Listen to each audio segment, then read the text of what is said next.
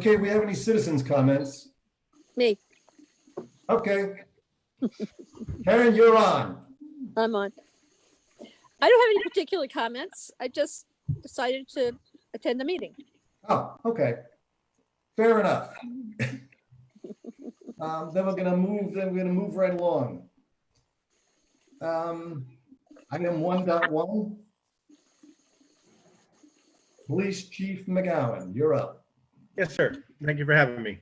So I have a quick agenda item. I have a personnel issue. We had an officer that was appointed last month provisionally to a full-time police officer position. And as is customary, the board offers the position contingent on successful completion of certain line items. Unfortunately, the officer was not able to meet one of the objectives, and I had to bypass him. So I'm here tonight to ask the board to recommend that the board hire or appoint Jason Bauck as our next full-time police officer. Jason came to us in August 2020. He's a full-time police officer with the Bridgewater State University Police Department and works for us nights and weekends. He's been pitching in with some of our difficult shifts, and he's been a great asset in the short time he's been here. So with the inability of the first officer to meet the objectives, we missed the window for the police academy that was starting this month. So this appointment won't take place until the next available academy, which is probably in January, but it'll take me some time to get the proper paperwork signed up. I need the letter of appointment. I need a physical. I need a physical and the medical from the town's doctor before I can even apply for the academy. So that's why I'm doing this 3 months in advance. So. Okay. John, any questions? No questions on my end. Thank you, Chief. Robin? So my only question is, what are you going to do in the interim? Just cover it with part-time officers? Yes, actually, we have, this is to replace Officer Graybird, our school resource officer who left the force. So we've appointed a school resource officer, Officer Kolodachek, but she's going to stay on her existing shift, and we'll just fill in the other half of the school resource with overtime or coverage. So with the schools being on their schedules, it's going to be a little easier for us to manipulate the schedule to meet the needs. So I think we'll be okay. It's the COVID silver lining. There are a few things. I guess so. Okay. So, Mr. Chair, I would move to accept the appointment of Jason Bauck as a full-time police officer, effective when he graduates, Chief, or effective Completion of the criteria. So I'm gonna read the thing, okay? Just to keep us all honest. So I move to approve the appointment of Officer Joseph Bauck as a full-time police officer for the Dover Police Department, subject to the successful completion of customary required testing. Second that. All in favor? Aye, Bob Springett. Aye, John Jeffries. I, Robin Hunter. Okay, thank you. Done. Great. I have one other item before I ring off. That's okay. I just want to let the board know about we've switched our reverse 911, our emergency notification system. For about 9 years, 10 years, we've been using a company called SwiftReach based in New Jersey. And I was able to reach agreement with a company called Code Red. They've got a much bigger footprint in the state. They've got a much more robust online portal. Has a phone app that we can use to trigger an alert remotely, so I don't have to drive to the station to put something out. And most importantly, they met SwiftReach's price. So I'm going to be working with Code Red to send out a introductory message and ask people, or give residents the opportunity to sign up with their cell phones, their home phones, their email, however they choose to be notified should some important information need to go out from the public safety building. Thank you. Any comment, John, Robin? Oh, that sounds great. Okay, thank you again, Chief. I like the name also, Code Red. Sounds important, exactly. Yeah. All right. Thank you. So before we go on to our item 1.2, I'd just like to take a moment and express my gratitude to the school administration and the Board of Health for the actions that they took related to the large party that was held in Sherburne. I guess it was last Friday or Saturday. I thought the actions taken were firm and appropriate. And you know, an awful lot of people have been working a very long time to try to get the school opening just right. And this was just, you know, a very unfortunate event. But I have great faith in their resiliency, and I'm sure that in a couple of weeks, we'll be back to the original plan. But again, I know the Board of Health of both towns got together on Sunday, you know, to sort of review the situation, and they acted very swiftly and responsibly. So I'm going to move on. Approval of conservation restriction for 17 and 19 Wilsondale, item 1.2. Thank you, Mr. Chairman. I'm Ray Lyons. I'm an attorney. I represent both Nancy Adams and Elizabeth Minot. They are neighbors off of Sullivan Lane, and they're proposing to put conservation restrictions on a majority of their properties. And I'm here to seek the Selectmen's approval for these conservation restrictions as being in the public interest. These, you may recall that last year I was before you for a conservation restriction approval for Kay Peterson and Woody Weiss's property at the corner of, at the beginning of Sullivan Lane. These two properties are almost abutting that property. They do abut each other. And so the conservation restrictions are very similar to the one that you approved last year. There's significant public interest here. Both of these properties abut the Hale Reservation, which then ties into a whole bunch of other conservation lands and open spaces that extend down into Westwood and other towns. They both include prime forest lands and a considerable number of stone walls, which are being recognized for their archaeological value. So these conservation restrictions would protect all of those interests, and I'm seeking your approval for both of them independently, that they will serve the public interest. Thank Other you. questions? Hang on.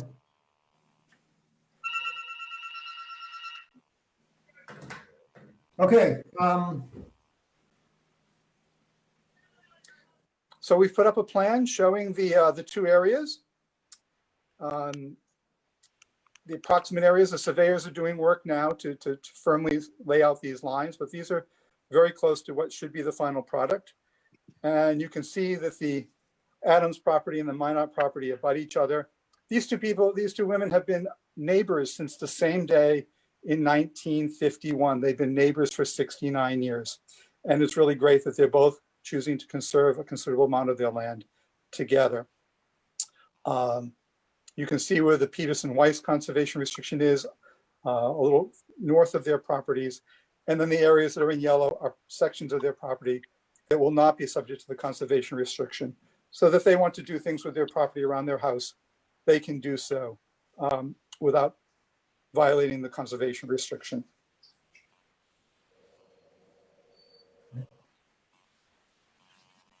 John? Bauck, I don't know if you can hear me, but while the presentation was going, the buffering signal was coming on. Can you hear me all right? Yes, I can. Okay. I have no questions, but just from a comment standpoint, would like to say thank you very, very much for the opportunity on behalf of the town for this opportunity. Thank you, that's appreciated. Robin? I echo John's remarks. Thank you very much to both women for making this available to the town. And I hope after 60 years they're friends. They are, yes. Good. So I did look at the documents, and I saw some of those, the original transfers of land and things like that, you know, going back to, I think it was 51, 52. It's just an amazing story, and I'm always overwhelmed by the generosity of so many people in this town. It's really, to me, it's almost unbelievable. Very gracious act. I'm sure they're very wonderful people. I don't know them personally. But please, Ray, just express our deep gratitude for their act of generosity. I'll be pleased to do so. Okay, assuming that there is no other questions, I'm going to make the motion then. I move to approve the conservation restriction on 21.8 acres of land from Nancy Motley Adams, Motley I think it's Motley. Adams to the Dover Land Conservation Trust. Seconded. All in favor? I, Bauck Springer. I, John Jeffries. Hi, Robin Hunter. I move Thank to you. approve a conservation restriction on 27.3 acres of land from Elizabeth Minot to the Dover Land Conservation Trust. Seconded. All in favor? I, Bauck Springer. I, John Jeffries. Hi, Robin Hunter. Thank you very much. Thank you. That's just an awesome donation to the Land Conservation Trust. I will be in town on Tuesday and hope to see them both, and I will extend your gratitude to them. Please do. All of us, please, all of us. Yes. Will do. Thank you. Thank you very much. Okay. So item 1.3, Personnel Board Chair, Mary. I think you're up. And you're mute right now, Mary, so you gotta get unmuted. Okay, Now you're good. Now you're good. okay, good. So I wanted to do this briefly so we can have a conversation. So I think the things that we want to talk about tonight are the market studies are really the backward look, trying to move ourselves from 2001 until now, to bring ourselves to what we believed was at least a good target to do the 50% number. And we have been working that over the time frame. We're not there yet that we know of. But we think it's important that the town have a process to do the survey, the market analysis that I believe has started already and that's beginning to happen, will give us the kind of data we need to know our position to the 50% market goal. I think once we get there, then that's a good solid place to be able to work from and have that situation. And I believe that we're working on a study now. Is that the case? Is that for me or for Chris? Kate. No, well, for Kate, maybe that you've gone out to look for an advisor to do this, correct? Yes, that is correct. It closed last week and we received 2 proposals. So I'll be in touch with you about that process, but. Okay. So we are moving ahead and that's a good thing. The second piece is the data. Can I just Looking. ask a quick question, if you Sure. don't mind, about the process?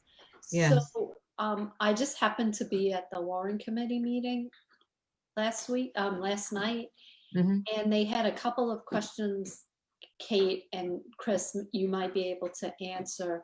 You know, one of their questions was, how long does the process take? And also exactly what does the process entail?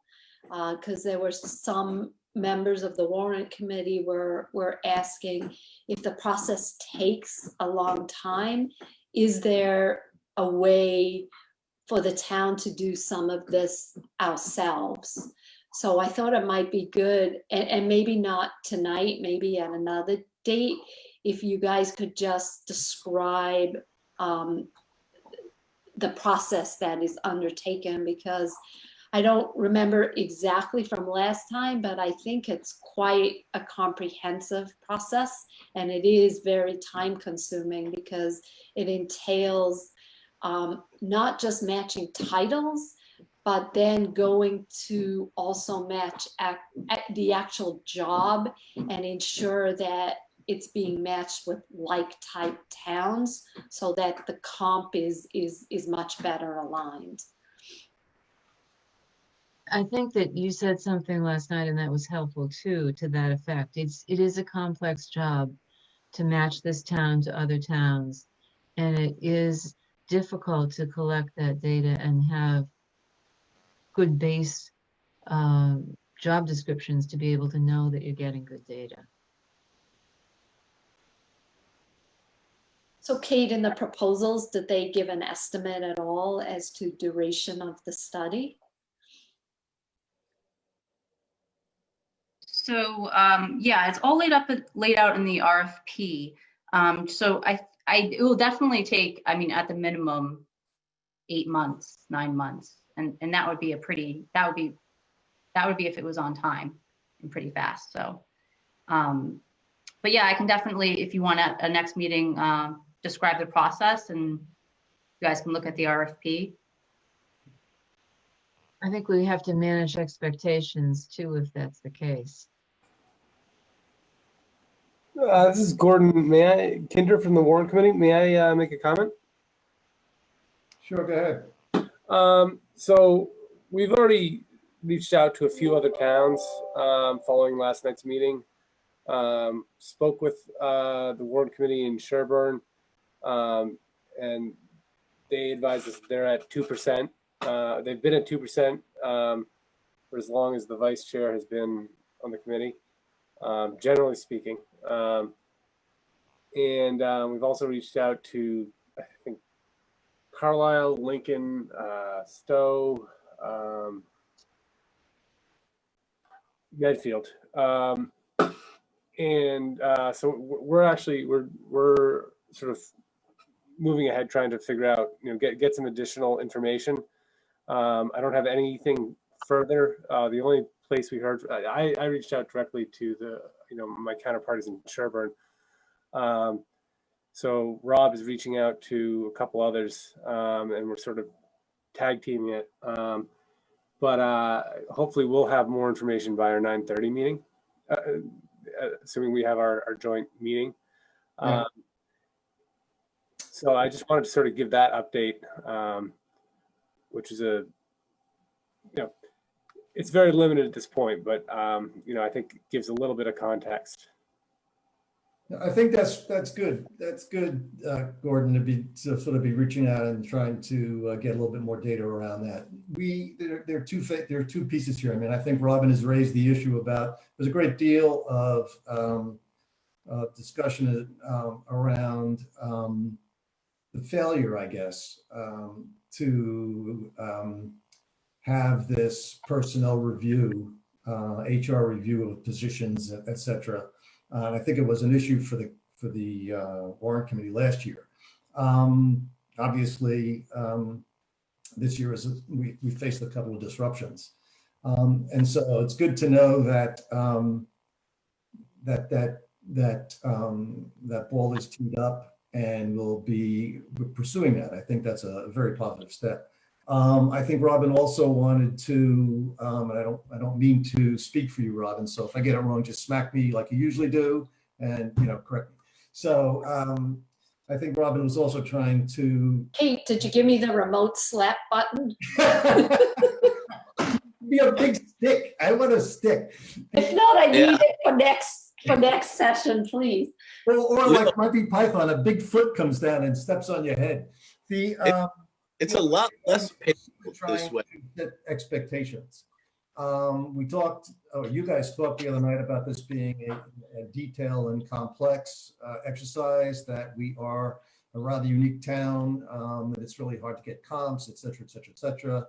And so this is not something that we should be expected to have before we have to make a decision on the personnel board recommendation around COLA/general increase. That's going to have to be done without that data, obviously.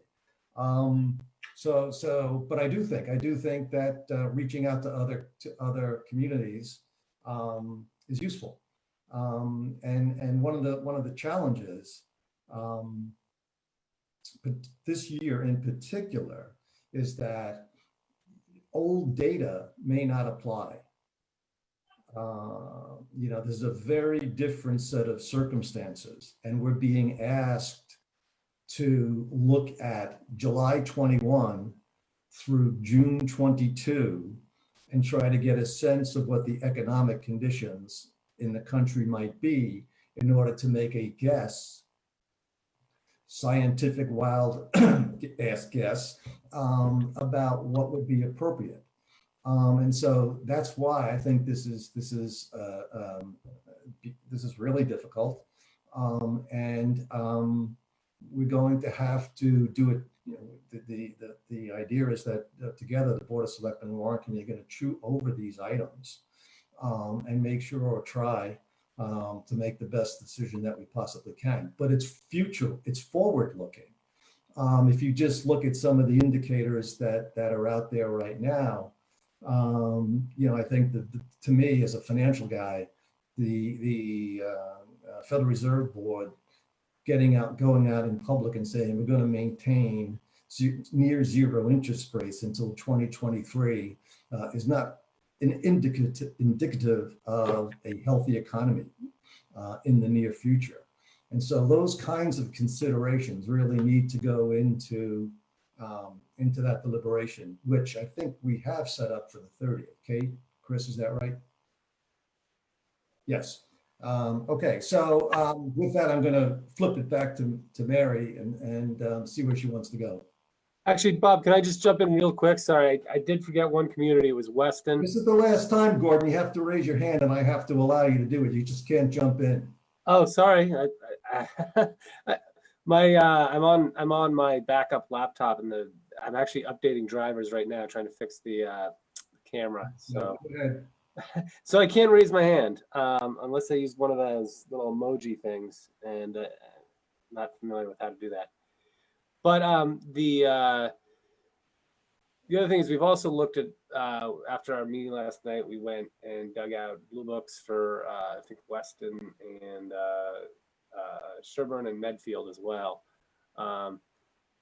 Again, we need to make sure we understand what those entail and what, you know, we need to do a little more work before we really understand them. But I just wanted to add that, you know, Warrant Committee is absolutely looking at this and trying to do our best to review it and provide, you know, the citizens with a sort of a clear pro-con understanding of what it all entails and what this means. Great, and that'll enrich the discussion on the 30th. Okay, back to Mary. So back to, I think all of us, we looked at the data that we use every year, and we found it to be complex and not clear at all, because we looked at the US being an estimate of 3.3%, New England being 3.1%, and the Boston Worcester Carter being 40%, which is really amazing in and of itself. And they say the US government's going to give 2.5%. So it's hard to estimate when you don't really know what's driving these numbers. And we absolutely agree that, and part of the reason we decided to step back and say, use the data for a year ago, because it was lower and because this was really not easy to take apart and try to understand what was driving these numbers. So we had trouble with the data from the Department of Labor because it was high in many cases. And the cost of living came out at 0.16%.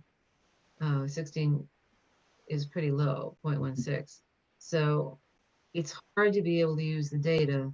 That's one of the reasons that we stepped back and said replace, because what we want to do is we're trying to build to the baseline.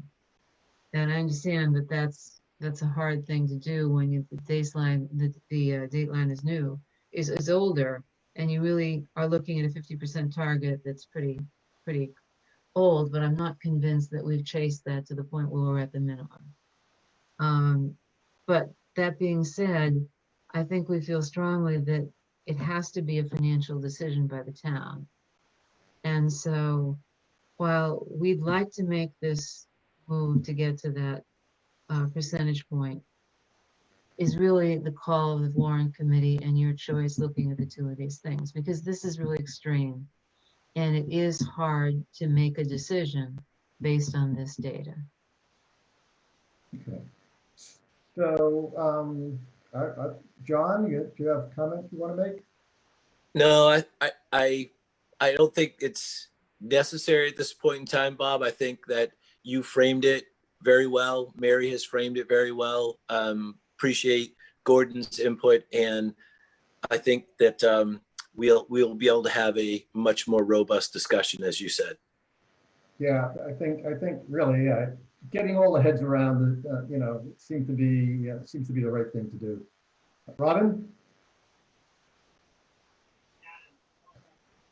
So I do have a couple of comments to make. First of all, when I looked at the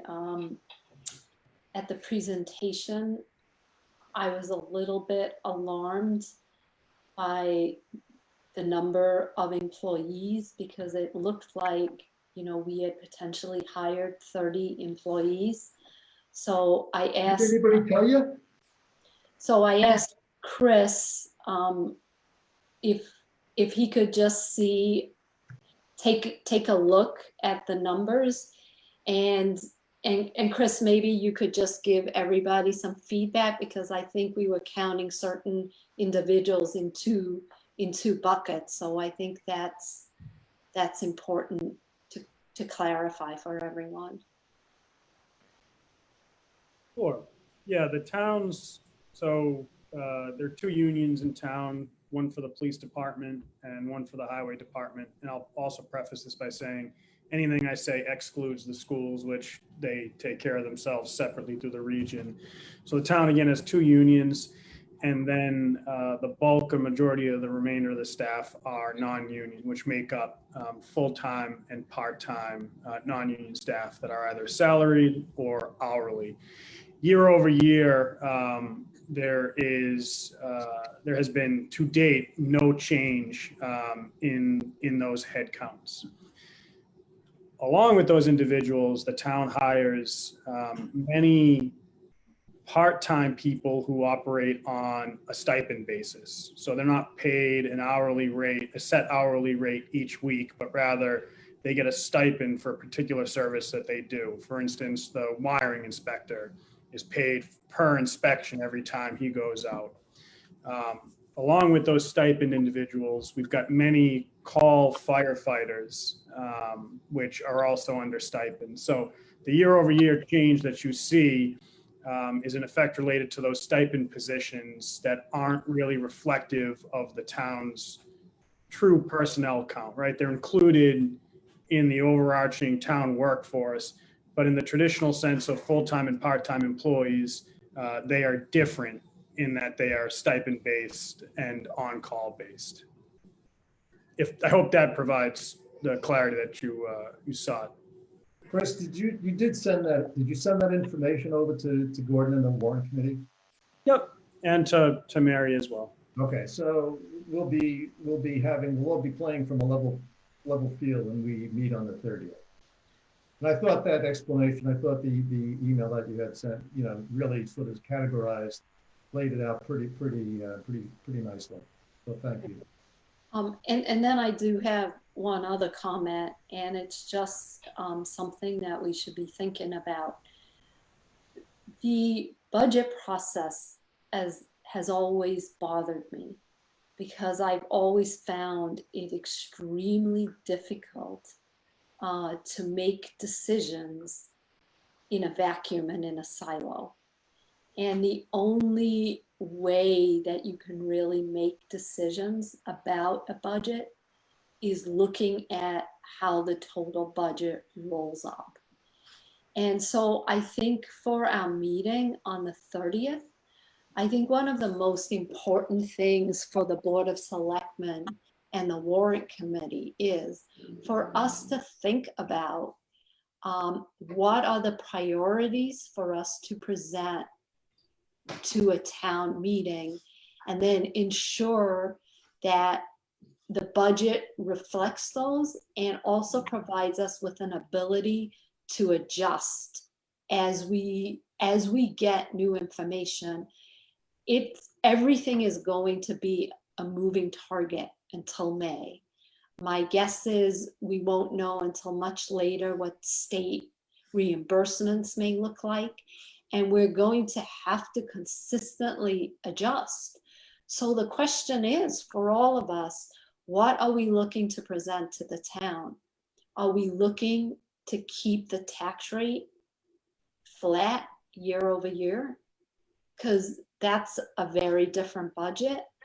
Are we looking to present a tax rate that's only increased by 1 or 2%? Because that's the kind of guidance we need to provide so that we have a much better understanding of what the total picture looks like. You know, right now, we already have contractual obligations that have increased our budget year over year. And there's just a small amount that we can really play with. So I really think we need to take a much more macro approach to how we do the budget. And, you know, maybe just to move forward, we come up with a number that's a placeholder, you know, and we see how that works out. You know, no departments are waiting and not working on their budgets, waiting for this guidance. It's just one line item and there are many, many line items in the budget. So I think it would really help the town finance staff if maybe we as a group could think about, you know, what are we trying to deliver for town meeting or in preparation of town meeting. It'd be an interesting discussion on the 30th. I'd also like us to consider the long-term impact of policy decisions that we've made as we go through this, because there's a trap if you're just looking at a year-over-year sort of view of the world. So yeah, I really am. I'm pretty excited about looking deeply at what we can do in for the next fiscal year. So that'll be on the 30th. So I'm going to move on unless there's other comments. Okay, so then this is sort of related. It's sort of a discussion array annual town meeting preparation. So there was several comments in the last few weeks about getting prepared for town meeting in May of 2021. And the issue for me in particular is how do we organize ourselves to work through the myriad number of issues that we're going to have to work through? What scenarios do we have to plan for in order to have something that approximates a normal town meeting in 2021? You know, we could create a small group, working group, to focus on the issues and have them report to the board periodically. We could tack that responsibility onto the COVID-19 task force and create a subgroup there to work on it. But I think there's agreement, and you guys can step in and certainly voice your views. I think there's agreement that we really need to pull together the core people who will be responsible for executing town meeting in 2021 and make sure we've thought through all of the ramifications, including whether or not we continue to work under emergency orders or go back, you know, there's all those legalities that we bumped into last May and June. So John, do you have a view? Robin? Chris? I think Robin summarized this with regards to the financial and budgeting process. I think that one of the things we did extremely well last year is we took the theoretical nature of all the things that we had to address, and we boiled it down to the practical. So we addressed town meeting and all the governing functions of town meeting from the practicality of what we absolutely needed to do. And that I think is a shining example. I think that the town of Dover, the staff, with everyone that was responsible for town meeting, did an exceptional job doing just that. One of the things that I agree with what Robin just said, Bob, is that we owe it to everybody in the process to do a very Hey, John, did you say you agreed with me? He was No. kidding. He was kidding. Are you feeling okay? I'm sorry, that was a mistake on my part. I Bob, thought so. Bob, could you translate? Or if Caryl Isbin's on the line, maybe she could translate. There's a way to do this. Well, it's, I mean, the folks did it was an extraordinary job that got done to have that town meeting in June last year. There's no question about it. We don't want to repeat that exercise, right? We want to plan now so that we Right. don't. But in the context of, we must address the larger practical elements as we did last year, but we have to do it on a larger scale. We took all the things that were absolutely necessary, got them done. We just have to expand the lens. Robin? I think it's obvious we're going to have to be agile, and we're going to, we have to plan for everything, and then also figure out how to get it done. We may not be able to get it done in one town meeting. I mean, we just have no idea what 2 months from now is going to look like, yet alone what May is going to look like. And I hope I am wrong, but I just don't see us being completely back to normal by May of 2021. And One of the things, I really hope I'm wrong. one of the things to add to that, Robin and Bob, is that the words we've used a couple of times this evening is guidance. And Bob, from my business, and Robin, from your business, one of the things that's always with is forward guidance. Many companies have suspended, many boards of directors that we survey have suspended their forward guidance. So it's very hard when other entities have decided they're not going to give forward guidance. I think the state, as Robin said earlier, is going to have a very difficult time trying to establish what their dollars are, because they really don't know what their income is going to be for this year. So guidance is going to have to be taken.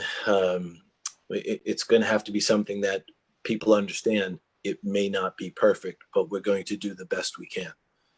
So what do you think about organizationally? How do we pull people together? How would you like to see that done? I think we began the process last year. I think, as Mary and Kate have alluded to, with regards to the structure of looking deeply into the personnel and the personnel boards, we have to utilize the same management processes for all of our boards and committees. And I just think that it has to be a collaborative and transparent process this year, and we have to start it sooner than we probably have ever done. Okay, Robin?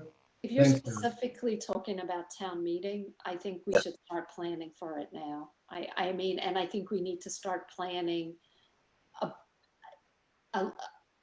with different scenarios. Yeah, no, absolutely right. So last May, you were working with Jim. How did it work last May?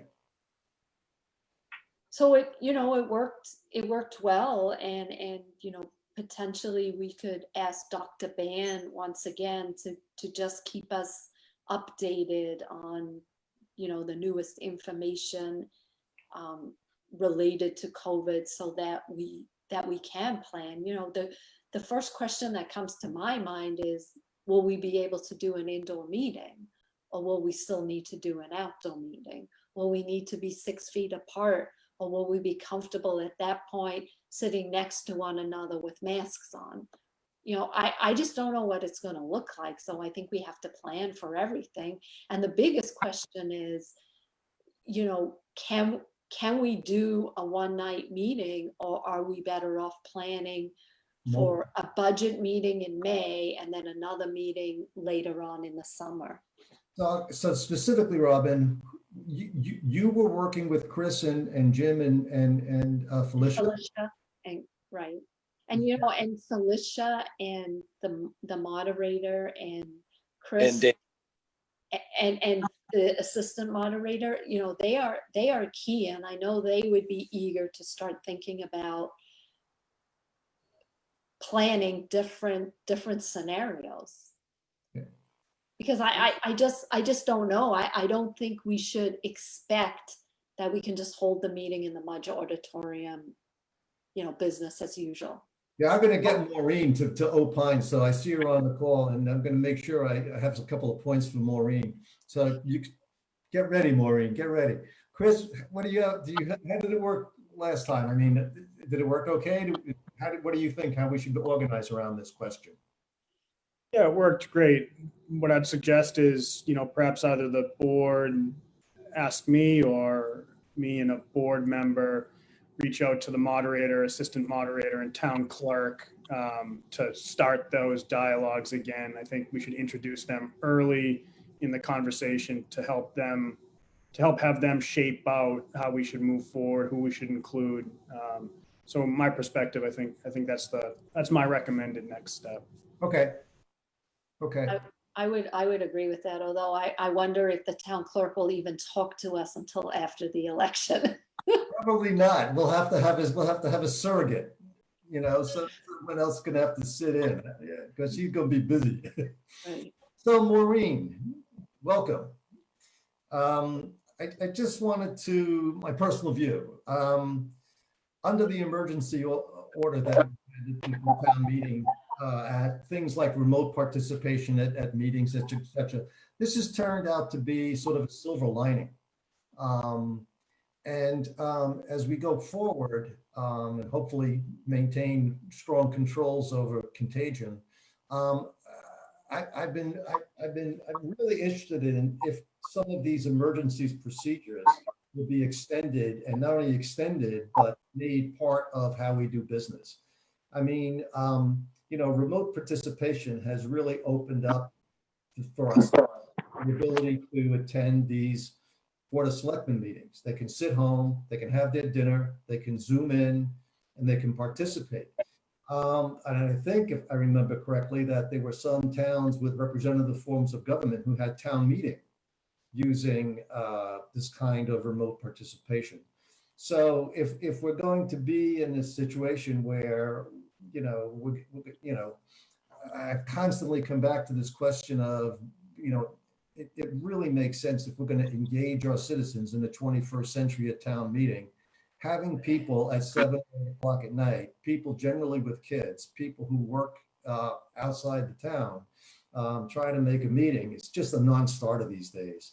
And I'm just wondering if there's any thought that's being given in Boston about leveraging these technology advancements to sort of modernize some of the older structures of government in these meetings in particular. Is that something you can sort of talk with Denise about and keep us in the loop? Absolutely, and she has actually mentioned it herself. I mean, she does office hours, as you know, and she does them in person, but there's certainly some weeks that are very hectic, and for her to get out to the districts in time for those meetings are sometimes really tough. And she thought, this has been working beautifully. I mean, office hours remotely have been just flawless. It's perfect. It's a great way to connect with people. Yeah, and she does her report to the community every year in person. That's usually held in January or February. At this point, she's planning for that to be remote because, again, it's such a question mark as to where we'll be, and she's going to err on the side of caution. And at this point, I think everybody's very well versed with Zoom and how to connect. And if you want to participate, there's an option to go on the chat board or raise your hand. So yeah, she said, I think there's going to be quite a bit of long-term changes that come out of this, because they've even figured out a way to vote remotely by by region and by, it was very complicated getting it up and running, but it's up and it's working. And so, yeah, I do think there's going to be some long-term changes that come out of this, but good changes, good changes. Well, thank you, and give Denise our best. Well, We definitely appreciate all she does for the town of Dover. Sure. Thank you. sure. Okay, then I'm going to move on unless there is other comments on the town meeting discussion. No, we're good. Okay. Let me go back to it looks like an appointment.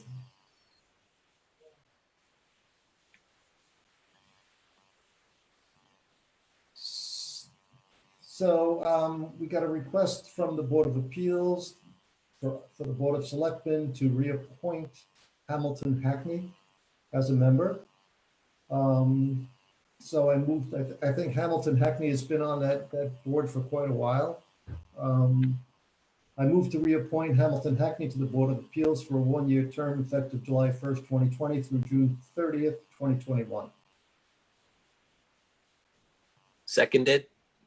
All in favor? Aye, Bob Springer. Aye, John Jeffries. Hi, Robin Hunter. Okay. Item 1.6. Well, actually, with respect to appointments, I do have a question. I was contacted by the planning board and they would like to, they would like a new member to sit on capital budget. That member typically is appointed through the Long Range Planning Committee, and the Long Range Planning Committee has not been active It's dormant. the last year. And so the question is, how do we go about, how should we how should the planning board go about changing the liaison? So Chris and I have talked about that going back a while. Chris, you wanna fill in where we are on that one? Yeah, well, the short answer, barring reestablishment of the Long Range Planning Committee, is that they can't. The membership is set out through the town's bylaw. And if the only way to change the bylaw would be through a town meeting vote. So again, the only way that you could get a member on there is to reconstitute the Long Range Planning Committee. Could we just have that member be a member at large, or no, the bylaws specify how many members at large? Okay. Exactly right. Yeah, we did look into it, Robin. Okay. Wow, that's complicated. Well, now you have one less on the capital budget committee, so Barry's gonna have to do more work.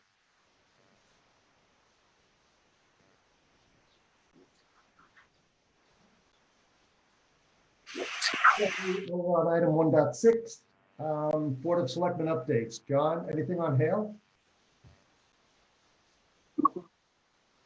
Nothing on Hale, Bob. The open space group met. There was the Hale folks were not present at the open space, so Amy is going to reach out to Eric and get an update for us with regards to where Hale is in their process and the evaluation process.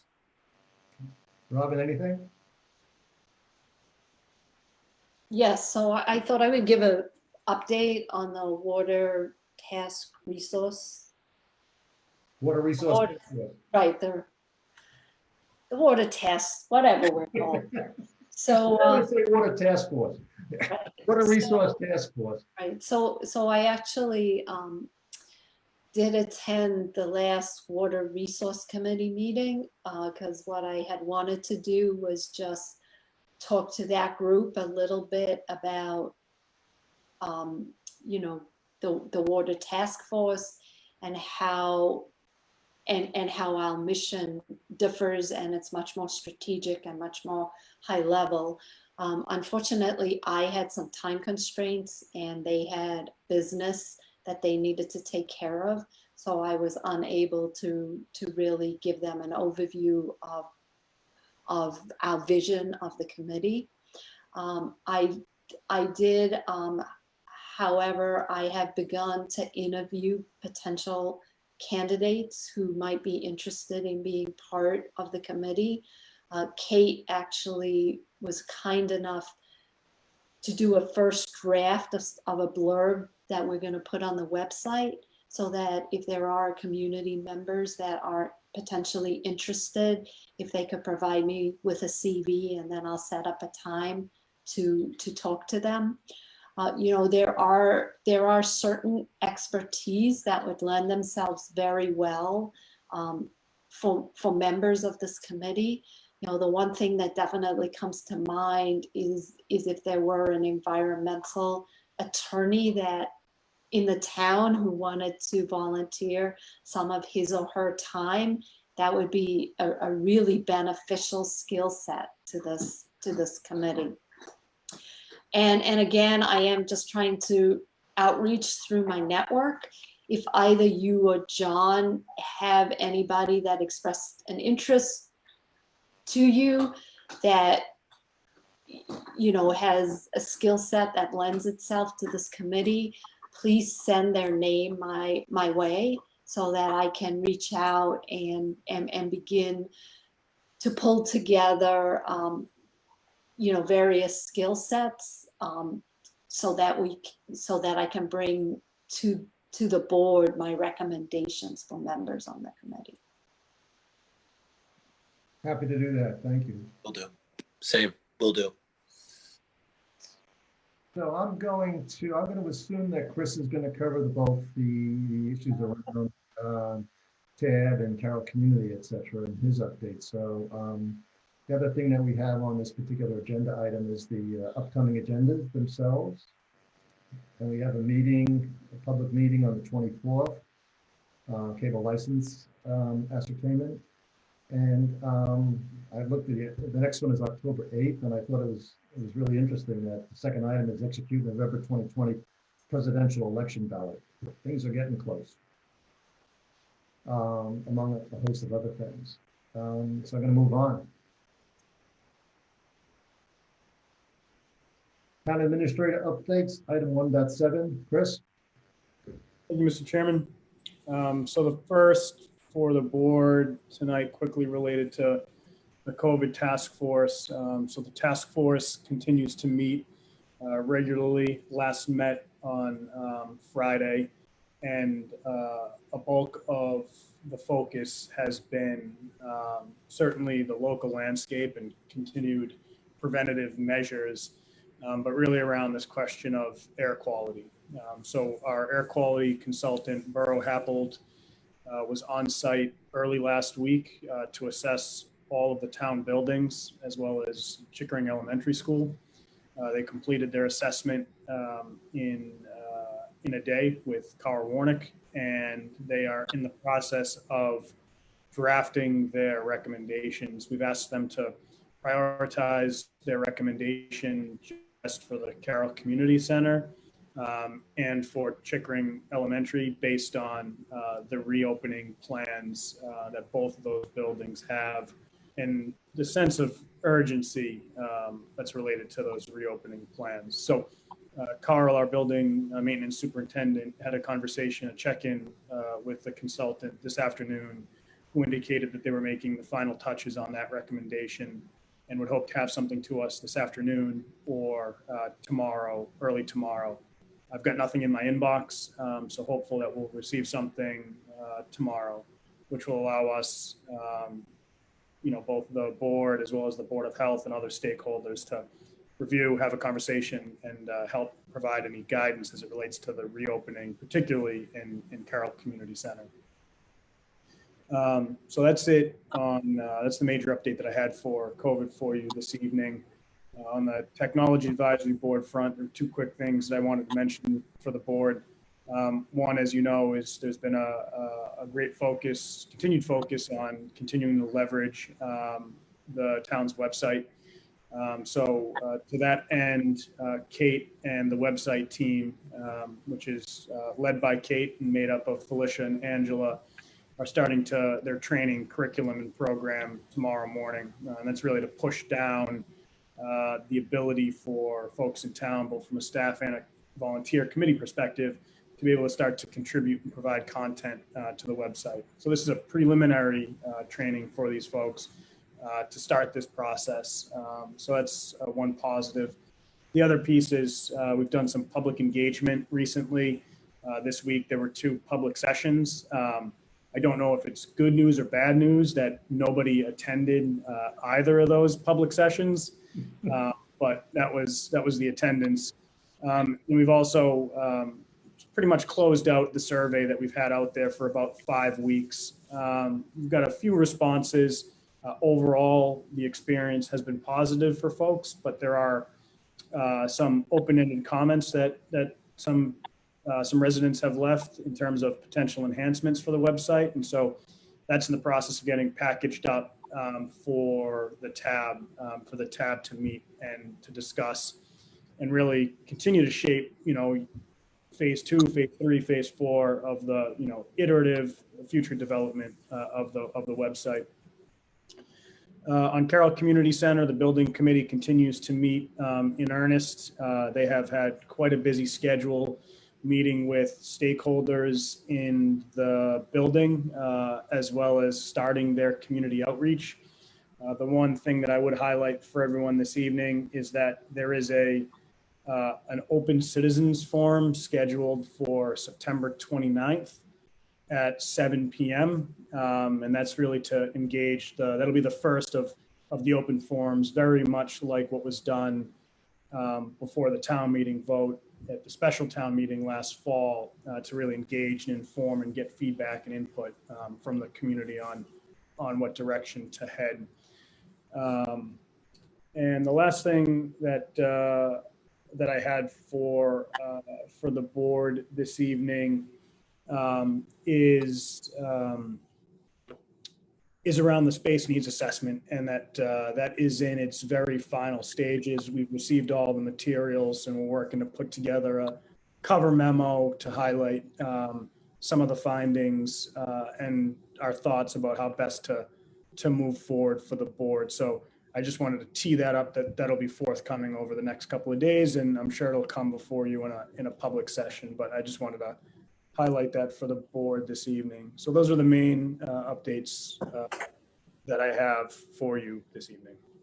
So Chris, just one thing, could you just mention some of the work that's been done to try to put together a project plan, sort of a strategic project plan for the town through the tab? Oh, sure. Yep. So there's been a subcommittee, if you will, of the tab that has been focused on really fleshing out a strategic IT roadmap.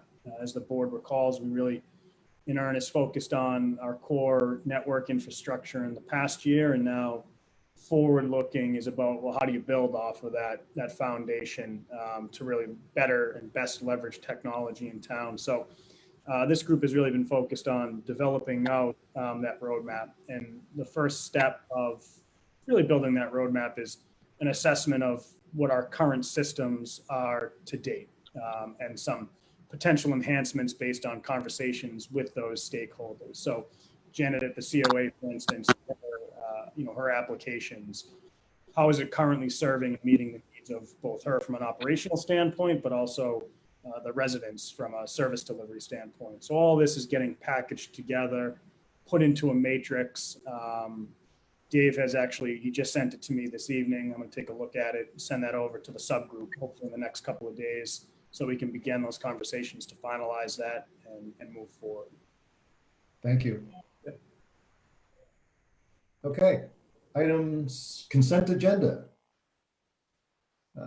Approve open, so there's only one. Approve the open session meeting minutes for July 8th, 2020.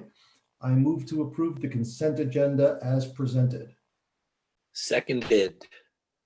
All in favor? Aye, Bob Springett. Aye, John Jeffries. Hi, Robin Hunter. So we're going into executive session. I move that the board enter into executive session to discuss strategy with respect to litigation regarding the fire department, and further, as chairman, I declare that an open meeting discussion may have a detrimental effect on the litigating positions of the town. A roll call vote is required. All in favor? John? I, John Jeffries. Robin? I, Robin Hunter. I, Bob Sprinett. And we have another number, right? So we're gonna leave this meeting and dial into another meeting. That's correct. Okay. So, Robin, before we do that, I just want to be sure on my packet, because I didn't have it on the first I have the first passcode, but I don't have the second passcode. John, we'll have Kate send that to you. Can you just text it? Yeah, we can text it out to you. Okay. So it's, Thank it's, you. am I supposed to say not to return to open meeting? Yes. Yeah, so we're not going to return to open meeting. We're going to take like a 5-minute break. It's 7:33. We'll reconvene at 7:40 to go through that executive session. Is that okay with everyone? See you there. Yes. Maureen, nice seeing you. Thank you. Gordon, Mona, thanks for participating. Send our best to Denise. I'm sure she's a busy woman. Thank you, guys. Yes.